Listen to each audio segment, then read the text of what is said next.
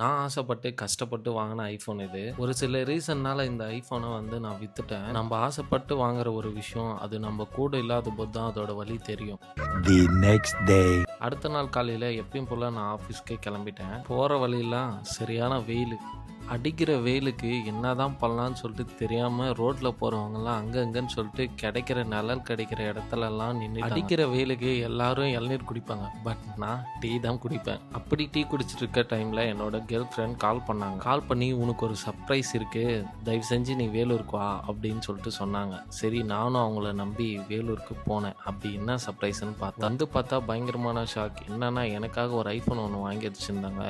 But எனக்கு அது பிடிச்சிருந்தாலும் எனக்கு வேணான்னு சொல்ல தோணுச்சு. அதனால வேணான்னு சொல்லிட்டு இன்னைக்கு என் ஆஃபீஸ்க்கு வந்துட்டு எல்லாம் முடிச்சுட்டு வீட்டுக்கு கிளம்பலான்னு போகும்போது கஸ்டமர் லாஸ்ட்டில் ஒரு ஆர்டர் கொடுத்தாங்க. அந்த ஆர்டர் டெலிவரி பண்ண போக சரியான மழைங்க. ஒரு வழியாக நானும் டெலிவரி கொடுத்துட்டு வீட்டுக்கு வந்துட்டேங்க.